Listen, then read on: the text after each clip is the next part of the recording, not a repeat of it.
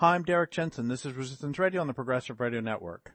My guest today is Katie Singer. Katie Singer's last book, An Electronic Silent Spring, reports on the effects of electromagnetic radiation emitted by mobile phones, Wi-Fi, and cellular antennas on wildlife and public health. Her current work focuses on the Internet's energy use, extraction demands, greenhouse gas emissions, toxic waste, and worker hazards. Katie spoke about the Internet's footprint at the United Nations 2018 Forum on Science, Technology, and Innovation. In 2019, she spoke on a panel with Dr. James Hansen about the Internet's impacts on climate disruption.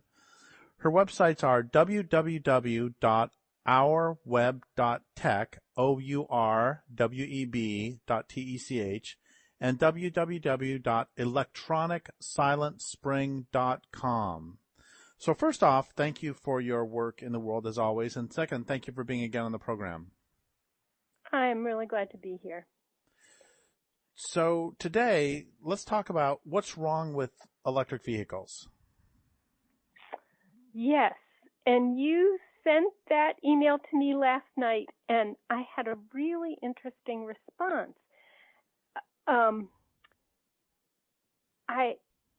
I would like to talk about our thinking about electric vehicles. Okay. And I want to explain how that's different for me from talking about what's wrong with electric vehicles. So, okay, if you go to a new car dealer, there will be stickers on it saying how much fuel the vehicle uses during its operation and what the greenhouse gas emissions are from the vehicle. And you can also go to fueleconomy.gov and they'll tell you these same things, like if it's a traditional gas vehicle, if it's a hybrid, if it's an electric vehicle. And if you're getting an electric vehicle, it'll say 0 emissions. Now, pretty much everyone I know wants to do good by the environment. I don't know anyone who would say, I want to damage the environment. And so we're all interested in doing what we can to preserve this beautiful world. The trouble is here that we are only thinking about the vehicle's energy use while it operates. We're neglecting to think about what happens when we design the vehicle, how much energy is used when we design the vehicle, when we start extracting the raw materials that will be used for it, when we smelt and refine those raw materials, when we ship them between stations, when we manufacture solvents and ship those to the final assembly plant. All of that stuff, we don't look at the waste. What happens when this product reaches the end of its usable life?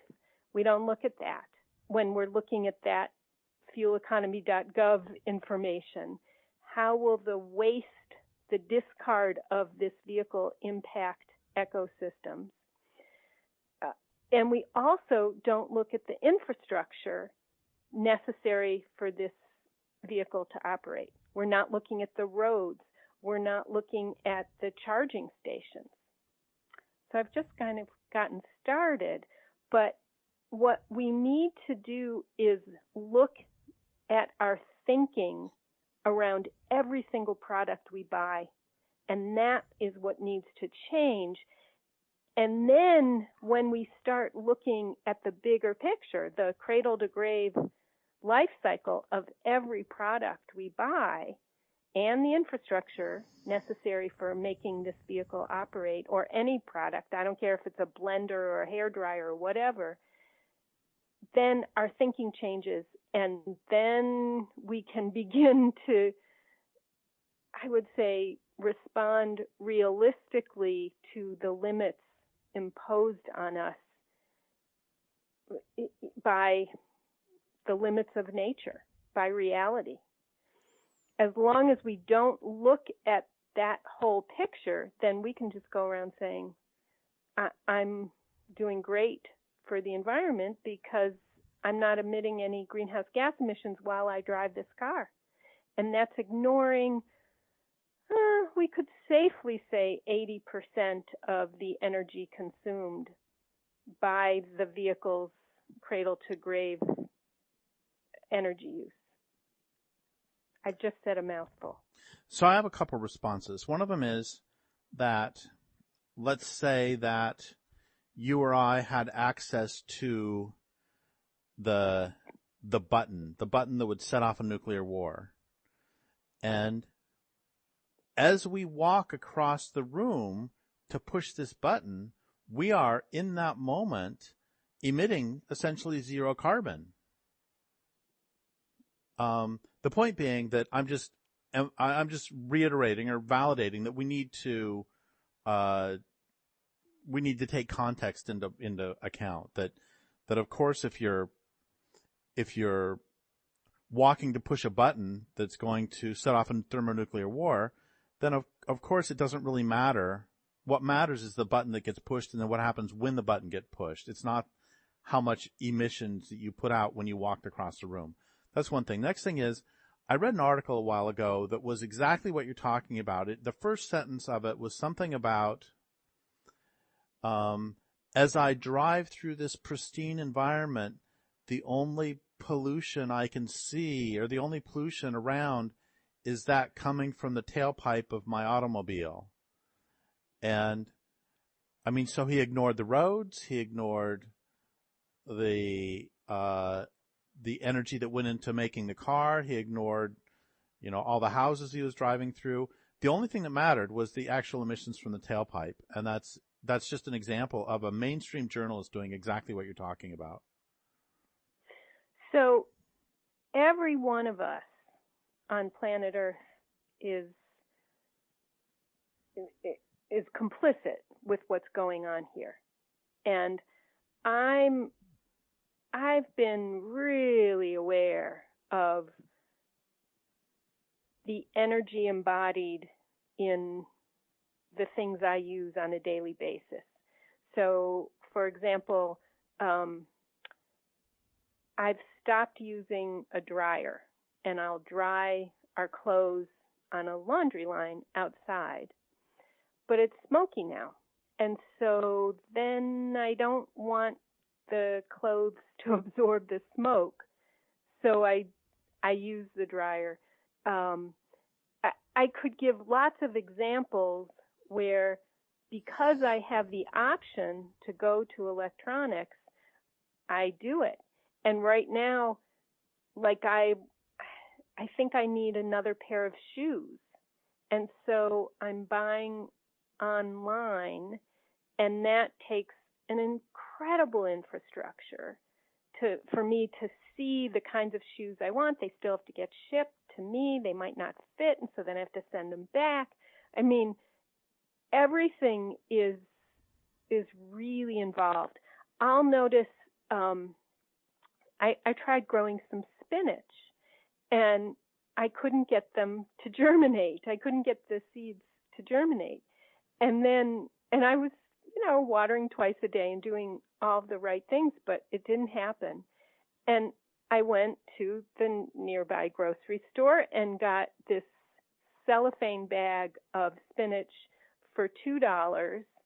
It was organic. It had been washed. It was so easy for $2.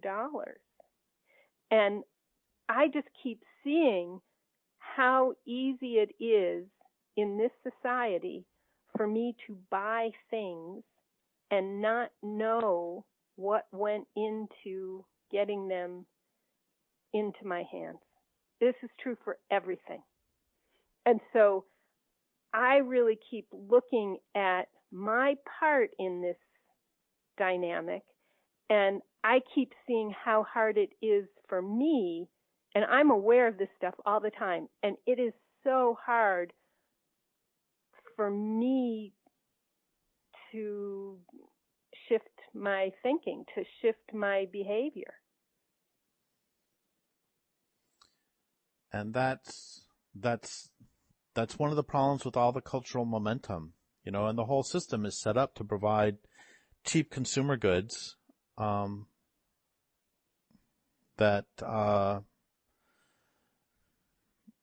the whole system is set up to provide cheap consumer goods. So let's go ahead, go ahead. Yeah. So that's true. And so then I'm wondering, as so many of us are noticing the collapse of society as we know it, and that I would, I feel incredibly privileged that I would have spinach available to me at a price I can afford. Anyway, as we're noticing the collapse of things we have expected for the last few decades or whatever, how do we start thinking constructively about the future? And the future is what I'm thinking of buying today. So my car is 26 years old, and I just drive it around town, and it's fine. And I have a mechanic who knows how to repair it. I don't have the money to buy a newer used car, but I know that if I got a chunk of money, I might start thinking, well, do I get a newer used car?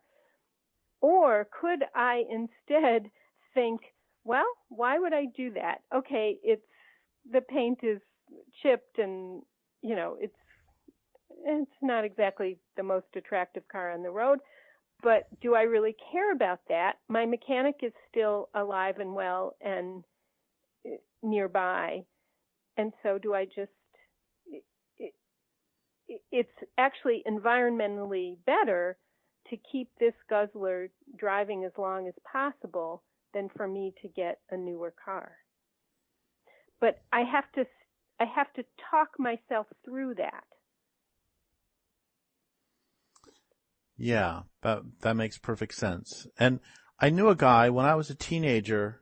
I knew a guy who had a thing for Ford Falcons, if you can remember those. And he would buy them for $1 a piece, just pieces of junk, and then he would drive them until they collapsed by the side of the road, and then he would hitchhike home and go to the next one. And his plan was actually far more economical than buying a good car, because he would get thousands of miles or tens of thousands of miles out of the Falcon, as long as he didn't mind at some point down the road he's going to get stuck, because at some point it's going to throw a rod or something else. So speaking of cars, let's go back, and I think you've set up a wonderful framework. So now can we talk about some of the hidden costs, or the costs of electric vehicles that most of us don't think about? And hold on, before we do that, I'm going to do an internet search real quick for electric vehicles. Say go to fueleconomy.gov. I'm going to go to, hold on, electric vehicles save the planet. Here's a Wired article. Even more evidence that electric cars could save the planet. Some at least have a question mark at the end of the sentence. You can help save the planet in an electric car. U.S. News and World. Electric cars won't save the environment. Carbonfreeslow.org. Electric vehicles are good for people in the environment. So let's talk about what goes into an electric car. Okay. So we start with design, and that is actually an energy-intensive process because there will be robotics involved and computers that take tremendous energy. I don't really know details here beyond what I've just said, but design is not a simple process anymore. So there's design. That's first. Then the next step would be to acquire the substances that are going to go into the vehicle. An electric vehicle can have between 50 and 100 computers. I know with a smartphone, every smartphone has more than 1,000 substances. So I don't know how many substances are in each computer in a vehicle, but let's be conservative and say, well, there could be 500 substances per computer.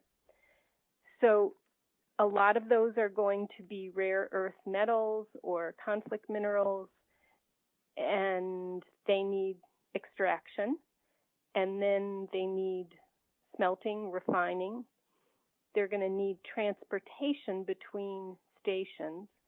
And I should say cargo shipping is a profound energy guzzler and polluter. So if cargo shipping were a country, I believe it would rank number 6 in greenhouse gas emissions. The fuel used by cargo ships, I don't remember the name of it, but it's bunker fuel. Bunker fuel, thank you. It really acidifies our oceans, and it's just a terrible thing. And in order for any ore to be smelted and prepared for the battery or for a computer, or there's so many things involved. It's going to be transported internationally between stations a lot. So then after extraction and smelting and refining, we're going to need solvents for the computer's circuit boards. We're going to need plastics that will get bent and metals that will get bent, and that again takes a lot of energy. And then we need assembly plants. We're going to be creating hazardous conditions for workers all over. And then we've got the final product, and we're going to need the battery on an electric vehicle is quite substantial. There was a recent study that came out that it compares conventional and electric vehicles, and an electric vehicle has already emitted 30,000 pounds of carbon dioxide before it arrives at a dealership. A conventional car has emitted 14,000 pounds. Now, so you see, we're not at zero emissions. Okay, so I can read something else here that's pretty staggering. This came from UK's Natural History Museum. So in order to, their scientists reported that replacing all of UK's vehicles with electric vehicles, it would take 208,000 tons of cobalt, 264,000 tons of lithium carbonate, at least 7,200 tons of neodymium and dysprosium, those are magnets, and 2,362,000 tons of copper. Now, no ore comes out of the earth in a usable form. So you've got to reduce the metal from the ore, and that requires smelting and refining. And I'm learning a little about that in preparing electronic grade silicon, for example. The first step, you take pure quartz gravel, then you need a hard, dense, moist wood, and then you need a pure carbon. This can be something like petroleum coke from the tar sands.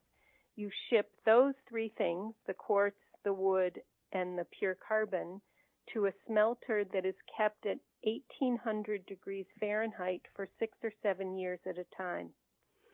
You cannot power a smelter like that with renewable power because you've got to have continuous power. You can't interrupt it or you'll blow up the factory. So you need continuous power from a source like coal, natural gas, nuclear power, hydro power. Batteries are not going to be sufficient. And if you have solar or wind, well, when the wind stops blowing or the sun stops shining, then you'll interrupt the delivery of electricity. And that is not going to work for a smelter. But that is only the first step in smelting. With silicon, there are, I believe, 4 steps. Each of them is energy intensive and also greenhouse gas emitting ultimately. And nuclear power doesn't emit greenhouse gases while it's operating, but a nuclear power plant takes a lot of concrete, and manufacturing concrete is very energy intensive and greenhouse gas emitting. So, okay, I'm just getting started, but you see how you begin to see the I don't even know what to say. The soup that we're making, the recipe here is it is not a zero emissions situation. Yeah, absolutely. Absolutely. You're being very, very clear. If we look at the battery situation, we're still talking about electric vehicles. So to date, they're using a lot of cobalt. And I've got figures here. Producing cobalt for batteries requires approximately 7,000 to 8,000 kilowatt hours of electricity for every ton of metal produced, 9,000 kilowatt hours per ton for copper. So electric vehicles certainly use cobalt for the batteries and a lot of copper in the motors and in the computers. And there's a study from the U.S. Geological Survey that found that for every kilogram of copper mined, at least 21 kilograms of waste are generated. I can say that again. For every single kilogram of copper that you mine, you will generate at least 21 kilograms of waste.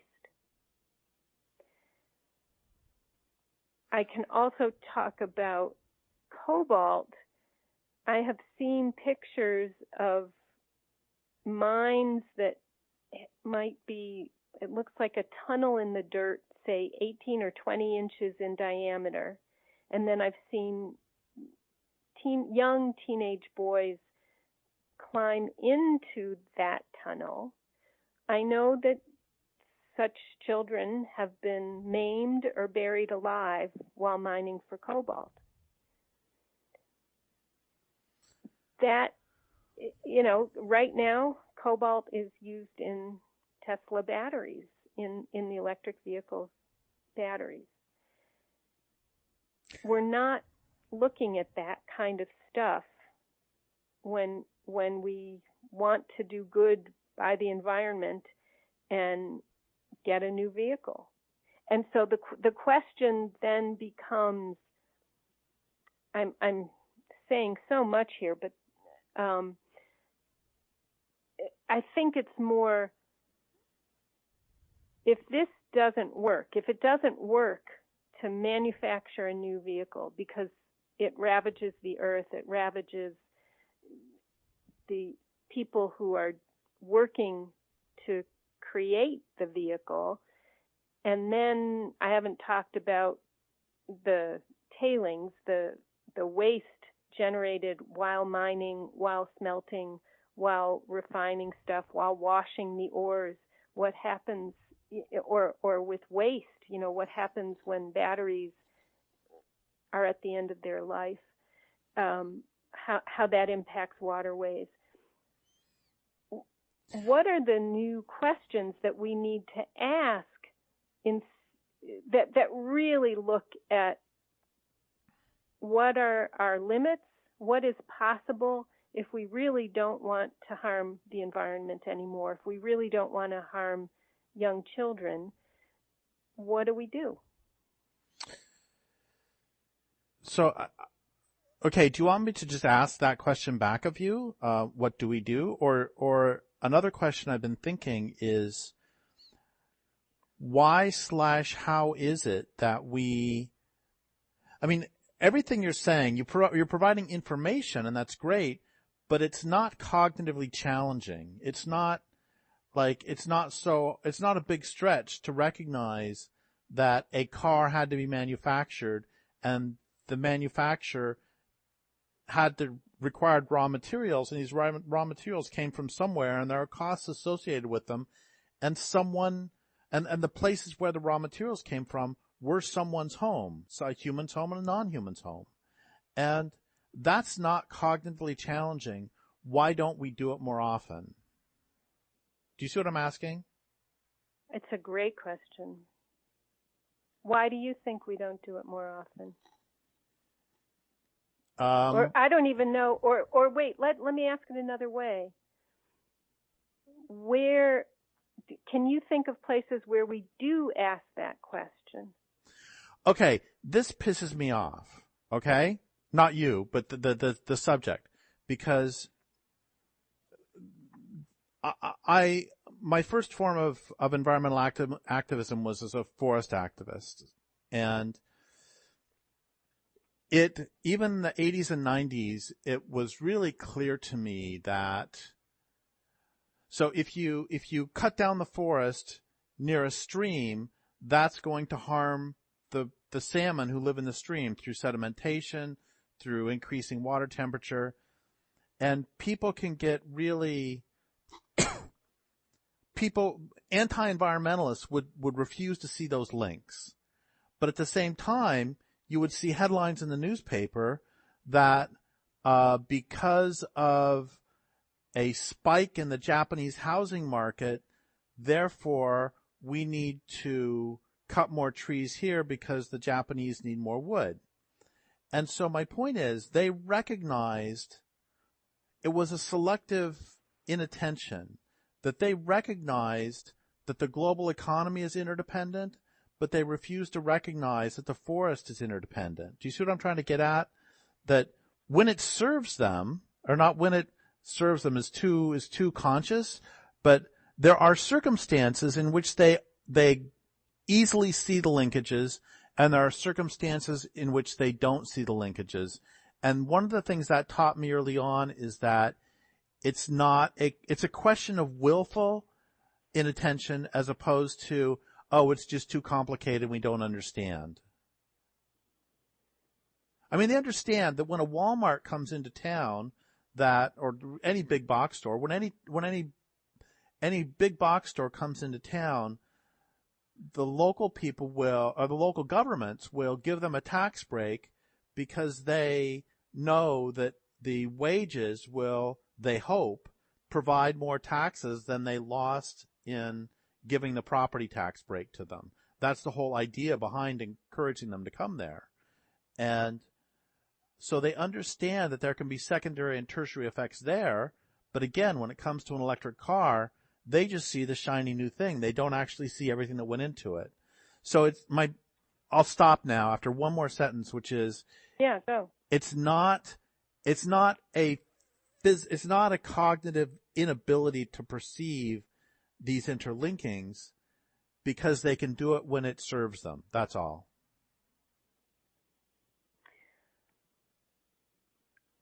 I was in Oregon in February, and I gave a batch of talks, including one about electric vehicles.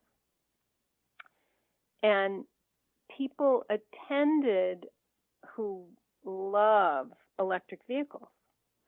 And it was really interesting because after I spoke, they were kind of speechless.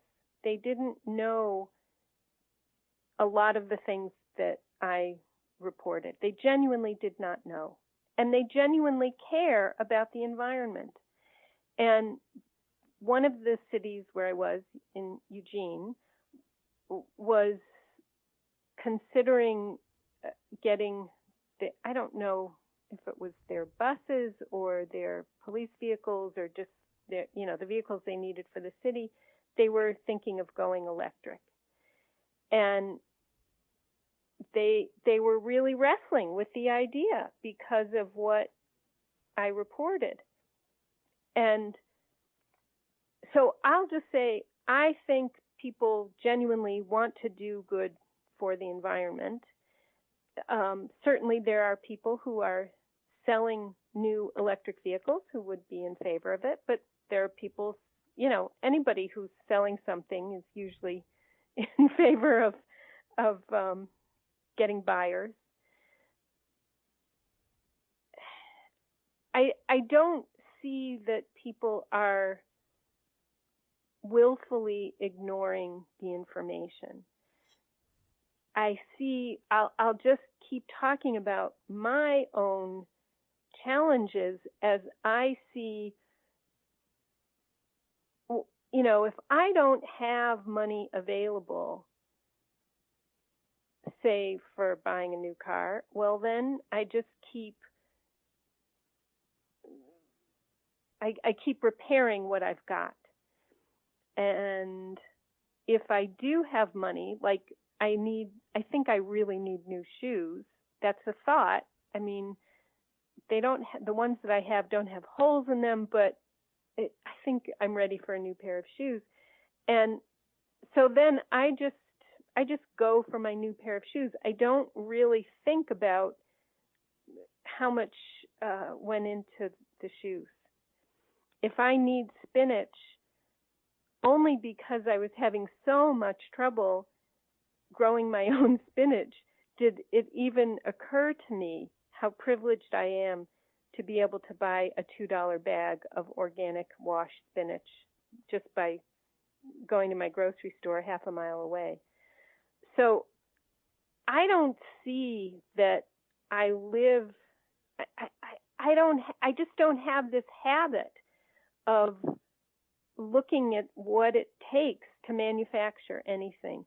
Now, say that I lived with a woodworker who made our furniture. Well, then I would have a really good idea of what goes into making a table or something. We bought this bookshelf file cabinet thing a few months ago. It was used. And the roller on the file cabinet was broken. And this wonderful man came to our house and tried to repair it. And it took a couple of trips just to get this little wheel to work again. And then it broke again as soon as it was repaired. I'm just so aware of what it takes to manufacture anything and to repair anything. And then when you have electronics involved, wow. I'll say it again, one smartphone includes 1,000 substances. And we're just not, we just expect things to work. It's just how it is now.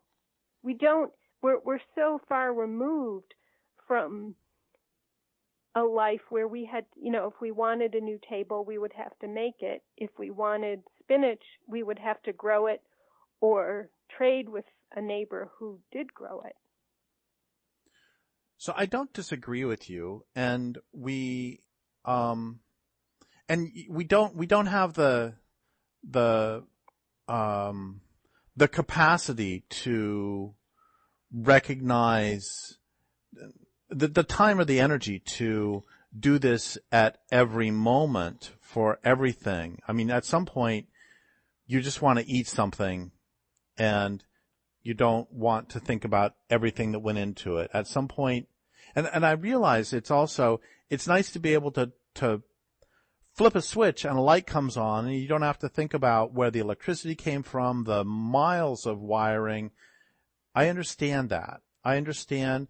And most of us, most of the time, when I'm walking around wearing shoes, I don't normally think about where the shoes came from. I mean, of course. All I'm trying to get at is that when it is presented, it should be pretty clear to people pretty quickly that this is a process that they can go through on their own if they so choose. That's all. Because it's not. Well, here's where I'm going. Okay, go ahead. Most of the people I talk with these days are excruciatingly aware that what we have expected of our society is collapsing. So even if you go to,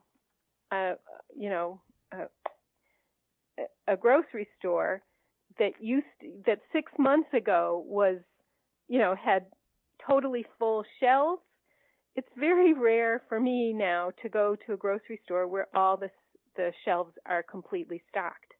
I just don't see it. And so we're seeing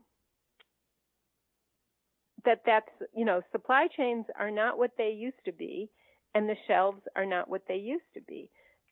And school is completely discombobulated because we're going virtual now, and it just everything is getting rearranged or it's collapsing.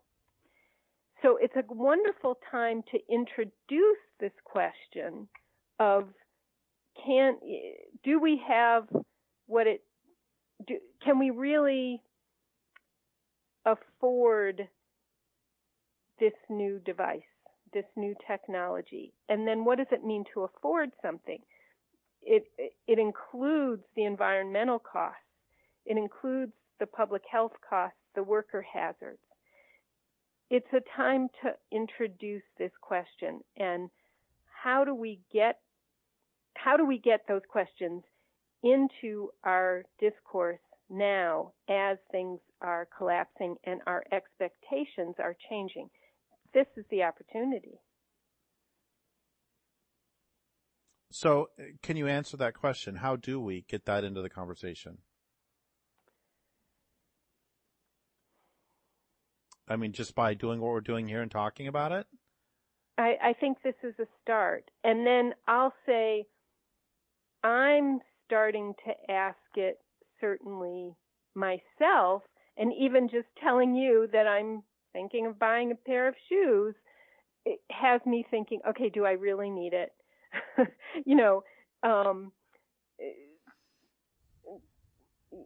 Do I really need to go to the grocery store today, or do I have enough today? What are the kinds of things I need to stock up on, and what would have me going to the grocery store a little bit less?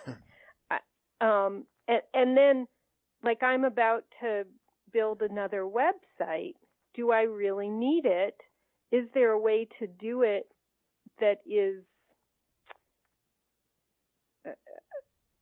not as energy intensive? Like, is there a way to how can I minimize that, the imprint of yet another website? Or do I just, not do it? I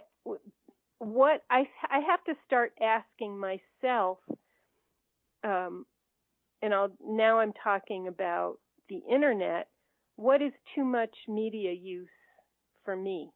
Or what are signs of too much media use? And how, what's a good media diet for me? If I'm talking about transportation, I was sharing the conversation I had. I mean, I don't have the option right now of buying a new car or a newer car. But if I did, I might say, well, what's wrong with keeping what I've got? And so I need to start having that conversation pretty much with everything I take into the house. And I'm also asking it in terms of the stuff that I have in the house that I don't use. And I'm looking for places where this stuff could be usable. So I think, I don't know. How do we get those kinds of conversations happening? I certainly think of young people that because I want to have those conversations with younger people because I think they have perspectives I haven't thought of. And if they can start asking those questions for themselves, then that becomes habitual for them, and they're much younger than I am, and that's how we get the conversation happening more frequently in the culture. I as you were saying that last little bit, I was thinking a lot about my mother, and she grew up in the Depression, born in 1933, and much of what you are talking about came pretty naturally to her because in her formative years, there were one year I remember for Christmas she got an orange, and this was a huge thing. And there were times where we would have conversations, the dryer is 30 years old and is starting to crap out, and I'm like, let's just get a new dryer. And he's like, no, we got to repair this one more time. And I think, so two things. One is I think that these skills can be learned very quickly and easily, and they were learned quickly by people in the Depression.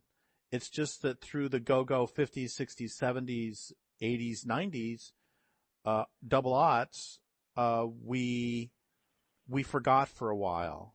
But I think that, and especially up until industrialism, this is how people were, that it was, I think about clothes a lot. I mean, I actually don't think about clothes because I don't care what I wear, but I think about them a lot in terms of use, because the average person in the United States buys and throws away 60 pounds of clothes a year.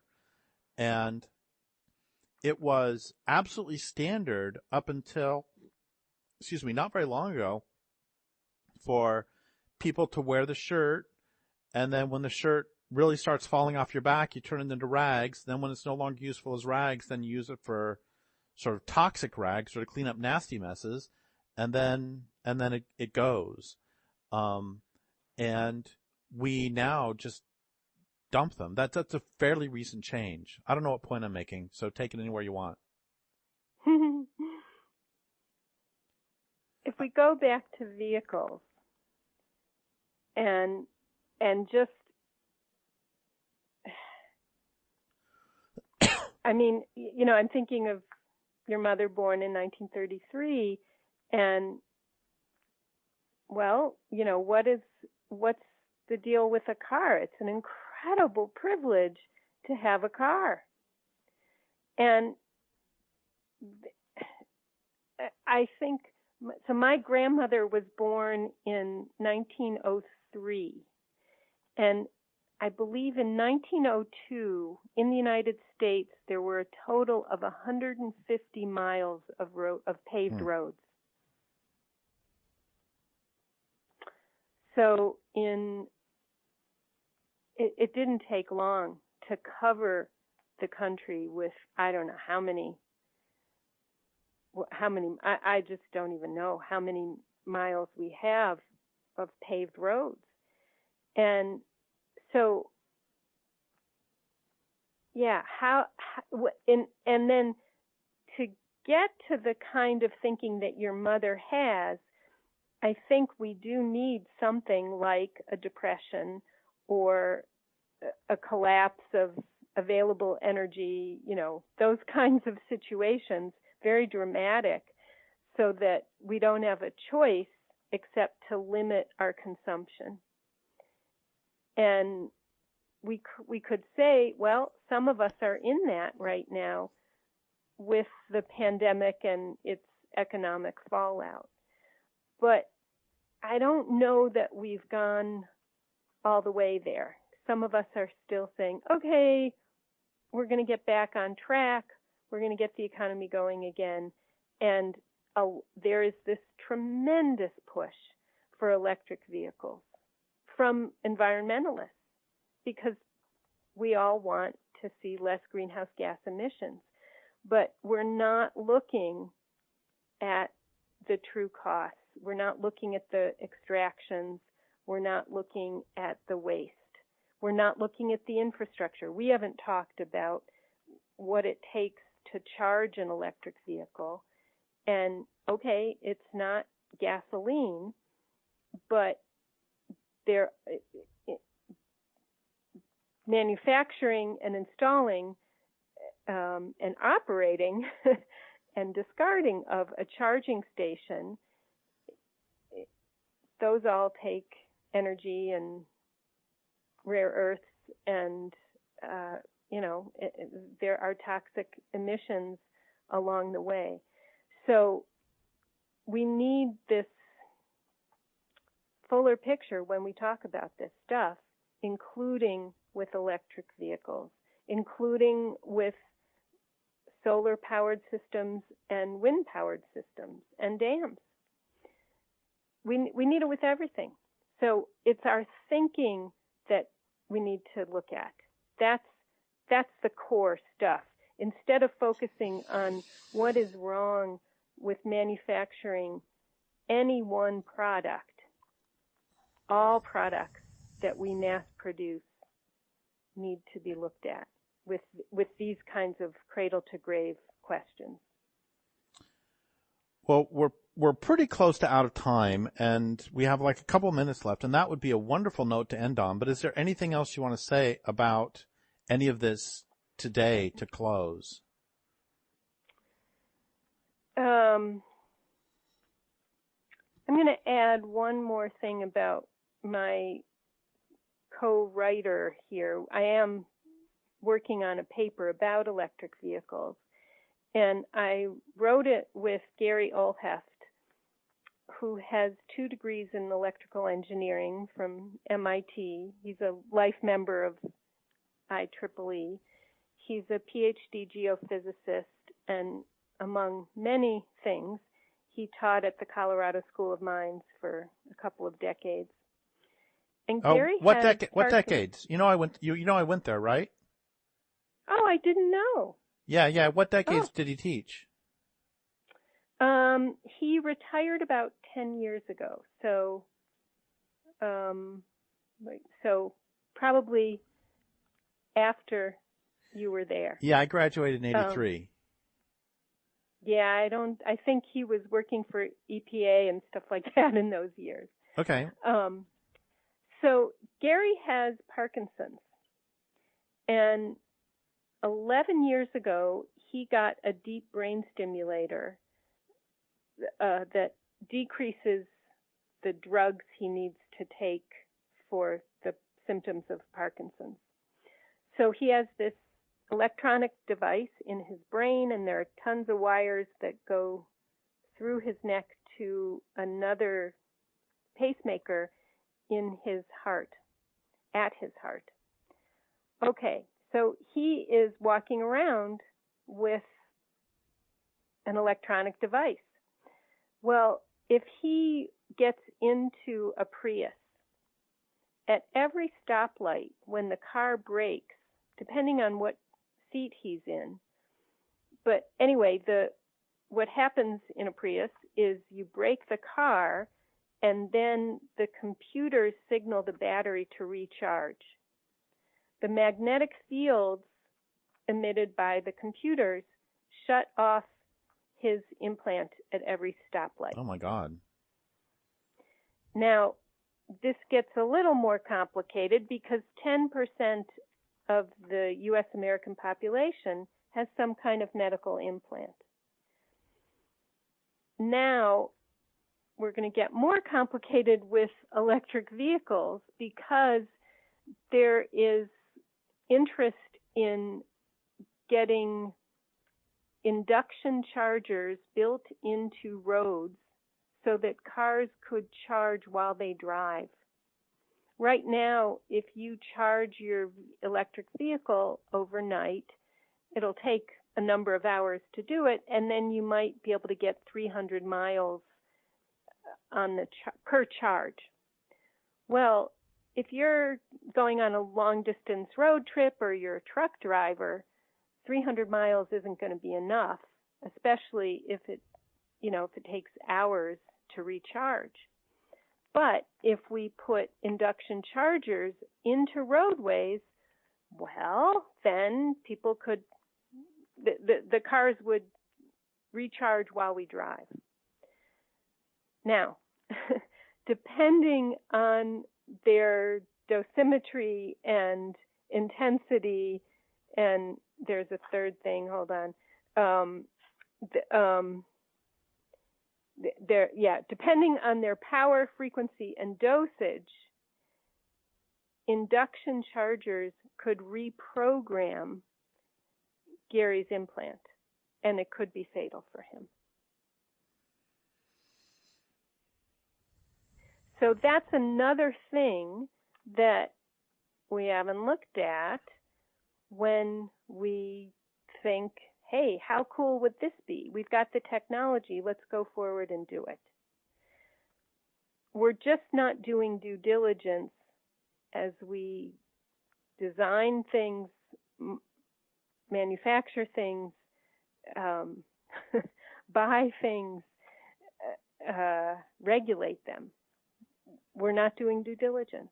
And so we've got problems.